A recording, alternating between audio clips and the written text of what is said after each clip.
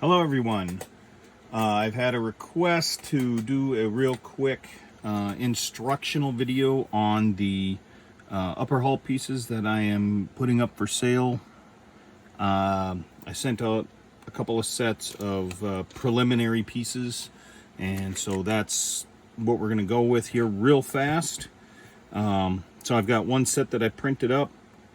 Let's go with the different footman's loops. So we've got these right here. I believe it's 20 of the modern footman's loops, and those are meant for putting on around the upper hull in places that they would be at for whatever vehicle you're doing. The one that I've got photos of, there are footman's loops in a number of places: here, over here, down along this side, up in here in the tools area, more over here, more down below, here. So that covers all the smaller footman's loops, the modern ones. I also am including a set of 10 of the 3mm footman's loops. I've also got them listed as like Vietnam. This is generally meant to go like on a M42 Duster, the back end of that. Anyways, these are also present and in a few places. So here, over here, and two of the more interesting ones for after you've got this put together. So here's the side skirt piece for right here. Well, on these add-on plates that you put on the inside face, right in here and right in here, one of these 3mm footman's loops go there, at least on the reference that I have. So that's what that's for. Technically, there is no real pattern that I know of that is 100% for every single vehicle, and that's it. But wanted to point that out. Fireman's pull, or the fire extinguisher pull. Clip off the whole the nubs right here, so you have the fireman part itself. I'd even clip off right there at the base. And let's just do it. Why talk about it when you can do it? It's just a very, very simple clippy setup, just to show you it can be done. And then just kind of carefully clean it up. Yeah, I know it's a pain, but that's what delicate parts are, is a pain.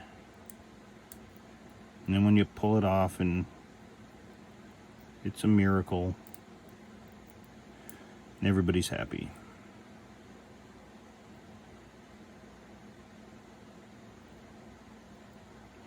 Rather than me watching me clean this up, we'll just get it. Now, all you have to do is very carefully, bit by bit, and carefully, I mean carefully.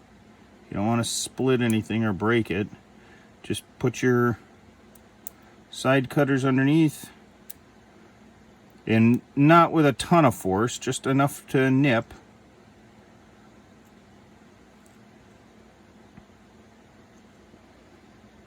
Go through and get the parts. If you get to a point to where something's in the way, you can take the actual bottom piece out as well. So you've got less material in the way waiting to cause a problem.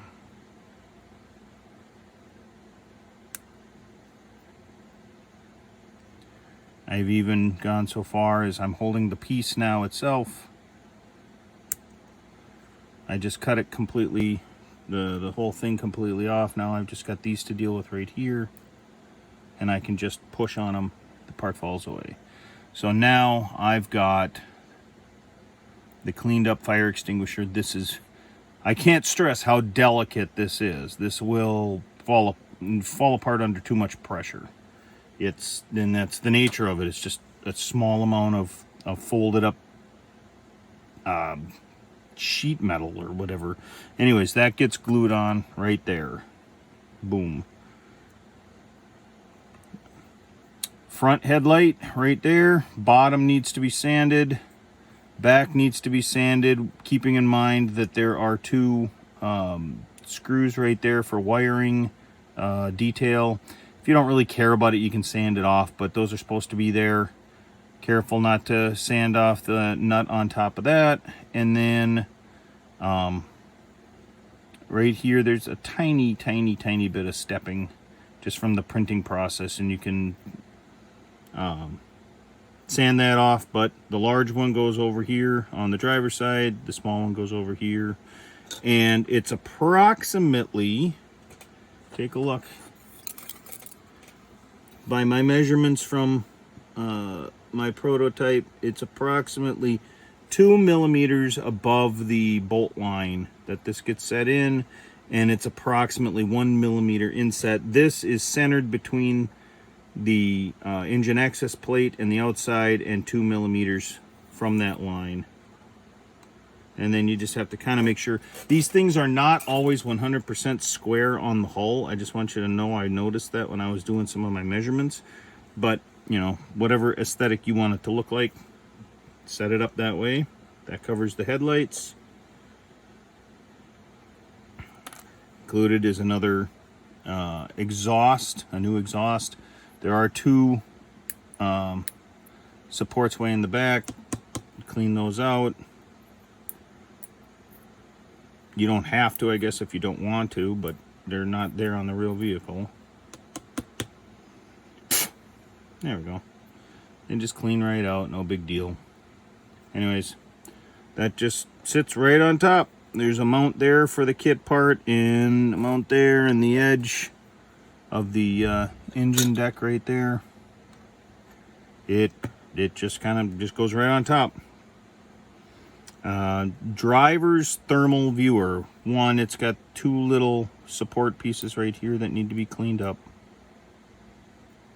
Just these two little bands in the hole. Two little sticks. See, cleaned up, no problem. Now, this thing doesn't really sit square or level in any direction. It's kind of an oddball thing. It was a real bear to get right compared to photos. So you'll notice it's just on the front here, and it's about 0.5 millimeter up from this edge. It's not quite even with this piece right here. It's almost, but not 100% even with, say, the front of this. You just kind of have to put some glue on and do it and try and get it the best you can. Yes, it looks like that when done. Compare it to photos and you'll see what I mean. It just looks a little off, no matter how you do it. With the driver's hatch, you will have to scrape off the hinge detail on both sides, just basically smooth everything out. You can see I had some putty work that I did in the back there, but just clean it off, smooth it all out. This will not allow you to have the hatch open, so you might as well glue the hatch in right now. Then it's easier to clean all that up, but as soon as it's done, you have to clean the bottom, level it out basically from the dimples, and it just glues right on. Just put some glue, put it right on. The edge of the hinge goes right up in here to the edge of the hatch. Same thing with right there. There should just be a tiny little sliver of a excuse of the hatch showing before that, and this just pop just a tiny bit just on the edge.